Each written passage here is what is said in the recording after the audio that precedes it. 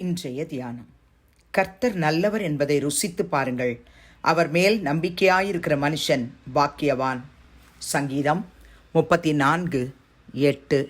ஆண்டவரும் இரட்சகருமாகிய இயேசு கிறிஸ்துவின் நாமத்தினாலே இந்த காலை வேளையிலே இன்றைய தியான நிகழ்ச்சியின் வாயிலாக உங்கள் ஒவ்வொருவரையும் சந்திப்பதில் நான் கிறிஸ்துவுக்குள் மிக்க மகிழ்ச்சி அடைகிறேன். பிரியமானவர்களே, தாவீது கர்த்தர் நல்லவர் என்பதை ருசித்து பாருங்கள் என்று எழுதுகிறார். இன்று கர்த்தருடைய நாள். பிரியமானவர்களே, உலகம் முழுவதிலும் இருக்கிற இந்திய தேசத்திலே, தமிழகத்திலே, நம்முடைய மாவட்டங்களில் இருக்கிற எல்லா கர்த்தருடைய பிள்ளைகளும் நம்முடைய திருச்சபைகளுக்கு கடந்து சென்று கர்த்தர் நல்லவர் என்பதை நாங்கள் ருசித்திருக்கிறோம். அப்பா, உம்மை நாங்கள் துதிக்கிறோம், உம்மை நாங்கள் ஸ்தோத்தரிக்கிறோம், உம்மை நாங்கள் ஆராதிக்கிறோம் என்று சொல்லி அவரை முழு உள்ளத்தோடு, முழு ஆத்மாவோடு, முழு பலத்தோடு, ஆவியோடு, உண்மையோடு தொழுது கொள்வதற்காக கர்த்தர் இந்த நாளை நமக்கு கொடுத்திருக்கிறார்.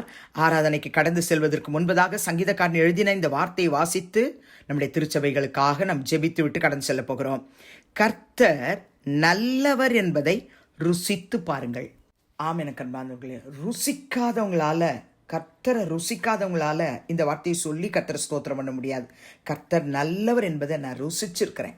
ஒவ்வொரு நாளும் எனக்கு ஜீவனை கொடுத்து, சுகத்தை கொடுத்து, பலத்தை கொடுத்து, ரட்சிப்பின் பாத்திரத்தை கரைதரை படியாதபடிக்கு பாதுகாத்து கொள்ளவும், பரிசுத்தாவின் அபிஷேகத்தை அவித்து போடாதபடிக்கு, துக்கப்படுத்தி விடாதபடிக்கு, பரிசுத்த ஆவியானவரை இழந்து விடாதபடிக்கு, ஆவியானவருக்குள்ளேயே ஒவ்வொரு நாளும் கணுக்கால் அளவல்ல, முழங்கால் அளவல்ல, இடுப்பு அளவல்ல, நம்ம நீச்சாழம் வரைக்கும் நடக்கிறதுக்கு கர்த்தர் நமக்கு உதவி செய்தார்ன்றத நம்ம டேஸ்ட் பண்ணாதான் மற்றவங்களுக்கு நம்ம சொல்ல முடியும். பிரியமானவர்களே, கர்த்தர் நல்லவர் என்பதை ருசித்து பாருங்கள். தாவீது ருசித்ததுனால தான் நமக்கு எழுதி வைத்திருக்கிறார். கர்த்தர் நல்லவர் என்பதை ருசித்து பாருங்கள், அவர் மேல் நம்பிக்கையாய் இருக்கிற மனுஷன் பாக்கியவான். கர்த்தருடைய பிள்ளைகளே, தாவீது எந்த சூழ்நிலையில் இந்த பாடலை பாடியிருக்கிறாருன்னா, நீங்க 34ஆம் சங்கீதத்தினுடைய தலைப்பை பாருங்க. தாவீது அபிமெலேக்குக்கு முன்பாக வேஷம் மாறின போது அவனால் துரத்தி விடப்படுகையில் பாடின சங்கீதம் என்று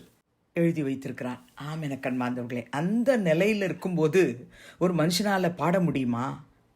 நான் எக்காலத்தில் கர்த்தரை ஸ்தோத்திரிப்பேன், அவர் துதிதான் எப்போது என் வாயில் இருக்கோ, கர்த்தருக்குள்ள என் ஆத்துமா மேன்மை பாராட்டோ, சிறுமைப்பட்டவர்கள் அதை கேட்டு மகிழுவார்கள், என்னோடே கூட கர்த்தரை மகிமைப்படுத்துங்கள், நாம் ஒருமித்து அவர் நாமத்தை உயர்த்துவோமாக என்று பாடுகிறான். கர்த்தருடைய பிள்ளைகளே, நம்ம ஒவ்வொரு நாளும் கர்த்தரை ஸ்தோத்திரம் பண்ணி துதிச்சு மகிமைப்படுத்தி அவருக்கே சகல துதி கன மகிமையும் உண்டாகட்டும்னு சொல்லிக்கிட்டே வாழ்வோமானால் நாமும் கூட சொல்ல முடியும், கர்த்தர் நல்லவர் என்பதை ருசித்து பாருங்கள், அவர் மேல் நம்பிக்கையாக இருக்கிற மனுஷன் பாக்கியவான். வேற யாரையும் இல்லை, என்ன வச்சு ஒவ்வொருத்தரும் அவங்கவுங்கள வச்சு கர்த்தர் நல்லவர் என்பதை நான் ருசித்து பார்த்துக்கிறேன், அவர் மேல் நம்பிக்கையாக இருக்கிற நான் பாக்கியவான், பாக்கியவதின்னு சொல்ல முடியும். பிரியமானவர்களே, தாவீது சங்கீதம் 63ஆம் சங்கீதத்திலும் கூட யூதாவின் வனாந்திரத்தில் இருக்கையில் பாடின சங்கீதம் என்று சொல்லி தலைப்பிலே வாசிக்கிறோம். 63ஆம் சங்கீதம் 5ஆம் வசனத்தில் பாடுறார், நினத்தையும் கொழுப்பையும் உண்டது போல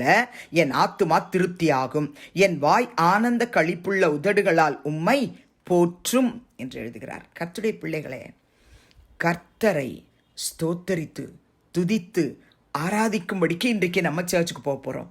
நம்முடைய ஆத்துமா ஆண்டவருடைய வார்த்தையை பெற்றுக்கொண்டு திருப்தியோடு கூட வீட்டுக்கு திரும்பி வரணும்னா நாமும் கூட இப்படி சொல்லி கர்த்தரை ஸ்தோத்திரம் பண்ண இன்னைக்கு நமக்கு கிருபை வேணும்னு ஜெபிக்க போகிறோம். என் வாய் ஆனந்த களிப்புள்ள உதடுகளால் உம்மை போற்றும் என்று எழுதுகிறார். கர்த்தருடைய பிள்ளைகளே, 119ஆம் சங்கீதம் 103ஆம் வசனத்திலும் சங்கீதக்காரன் எழுதும்பொழுது, உம்முடைய வார்த்தைகள் என் நாவுக்கு எவ்வளவு இனிமையானவைகள், என் வாய்க்கு அவைகள் தேனிலும் மதுரமாயிருக்கும் என்று எழுதி வைத்திருக்கிறதை நாம் பார்க்கிறோம்.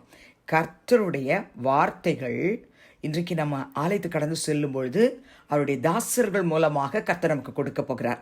அந்த வார்த்தைகள் உண்மையாகவே நமக்கு இனிமையானதாக, அது நம்முடைய ஆத்மாவுக்கு தேனிலும் தெளித்தேனிலும் மதுரமாக கர்த்தர் மாற்றி தரப்போகிறார். நாம் கடந்து செல்ல போகிற ஆலயத்தில் கர்த்தர் தம்முடைய தாசர்களுக்கு அவருடைய வார்த்தைகளை எடுத்து சொல்லணும்னு நம்ம ஜெபம் பண்ணிட்டு போனோம். பிரியமானவர்களே, 36ஆம் சங்கீதத்திலும் 7ஆம் வசனத்திலும் 10ஆம் வசனத்திலும் தாவீது எழுதும் பொழுது, தேவனே உம்முடைய கிருபை எவ்வளவு அருமையானது, அதனால் மனுபுத்திரர் உமது செட்டைகளின் நிழலிலே வந்து அடைகிறார்கள் என்று எழுதுகிறார். 10ஆம் வசனம், உம்மை அறிந்தவர்கள் மேல் உமது கிருபையையும் செம்மையான இருதயம் உள்ளவர்கள் மேல் உமது நீதியையும் பாராட்டி அருளும். கர்த்தருடைய ஆலயத்துக்கு கடந்து செல்லுகிற நமக்கு கர்த்தர் கிருபையை கொடுத்து அவருடைய செட்டைகளின் நிழலிலே வைத்து அவருடைய ஆலயத்துள்ள சம்பூர்ணத்தினாலே நம்ம திருப்தி அடைய செய்து அவருடைய பேரின்ப நதியினாலே நம்ம தாகத்தை தீர்த்து அவருடைய கிருபை,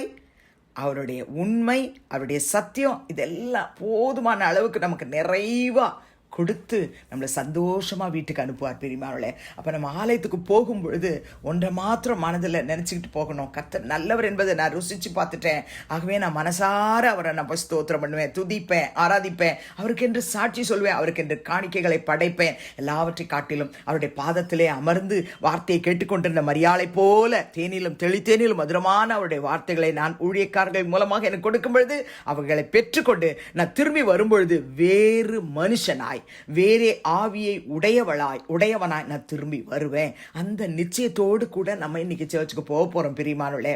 கர்த்தருடைய ஆசீர்வாதம் எனக்கு வேணும்ன்றவங்க எல்லாம் என்னோடு சேர்ந்து ஜெபிப்பீங்களா? பரிசுத்தமுள்ள பிதாவே இயேசு கிறிஸ்துவின் நாமத்தில் இந்த காலையிலே உடைய சமூகத்துக்கு நாங்கள் வருகிறோம். ஒவ்வொரு கர்த்தருடைய பிள்ளைகளுடைய ஆலயத்திற்கும் கர்த்தர் நீர் கடந்து வருவீராக. அப்பா, துவக்கம் முதல் முடிவு வரை பாடல், ஆராதனை, ஒவ்வொரு பகுதியிலும் ஆவியானுடைய வழி நடத்துதல், ஆவியானுடைய ஆளுகை ஒவ்வொரு திருச்சபையிலும் ஆட்கொள்வதாக. விசேஷமா இந்த நாளில அப்பா, தாவீதை போல உம்முடைய பிள்ளைகள் உம்முடைய கிருபையை நினைத்து, உம்முடைய அன்பை நினைத்து, உம்முடைய ஆண்டவரே சத்தியத்தை அவர்கள் பெற்றுக்கொண்டு அவர்கள் உண்மையிலே மகிழ்ந்ததை நினைத்து உம்மை மனதார ஸ்தோத்திரிக்கும் பொழுது, துதிக்கும் பொழுது கர்த்தர் அவர்கள் நடுவிலே எழுந்தருளி அவர்கள் இருதயத்தின் தாகத்தை தீர்ப்பீராக, அவருடைய ஆத்தும பசியை தீர்ப்பீராக. ஆனந்த களிப்புள்ள உதடுகளால் உம்மை போற்றி புகழும் பொழுது உம்முடைய வார்த்தைகளை ஊழியர்கள் நாவிலே வைப்பீராக. அவர்களுக்கு ஆண்டவரே தேவையான சகல வார்த்தைகளை கர்த்தர் போதிக்கத்தக்கதான ஞானத்தை தாரும் ஆண்டவரே. சேனைகளின் கர்த்தாவே, உம்மை நம்பி இருக்கிற மனுஷன் பாக்கியவான் என்று சங்கீதம் 84:12 வாசிக்கிறோம். ஒவ்வொரு திருச்சபை ஊழியர்களும் விசுவாச மக்களும் உம்மையே நம்பி இருக்கிறபடினால் பாக்கியவான்களாய், பாக்கியவதிகளாய் உம்முடைய வார்த்தையினாலே ஆசீர்வதிக்கப்பட்டதற்காய் ஸ்தோத்திரம். ஊழியத்துக்கு விரோதமாய், விசுவாச மக்கள் கூடுகைக்கு விரோதமாய் எழும்புகிறதான எல்லா அந்தகார வல்லமைகளை நசரேனாகிய இயேசுவின் நாமத்தில் அதமாக்கி போடுவீராக. உம்முடைய நாமத்திலே ஜெயம் எடுக்கிறோம். துதிகன மகிமையை உமக்கு செலுத்துகிறோம் இயேசுவின் நாமத்தில் பிதாவே, ஆமென். கிறிஸ்துவுக்குள் பிரியமானவர்களே, இந்த நாளிலே நம்முடைய கர்த்தராகிய இயேசு கிறிஸ்துவின் கிருபையும் பிதாவாகிய தேவனுடைய அன்பும் பரிசுத்த ஆவியானுடைய அந்யோன்ய ஐக்கியமும் நாம் அனைவரோடும் சகல பரிசுத்தவான்களோடும் இந்நாள் முழுவதும் இருப்பதாக. ஆமென்.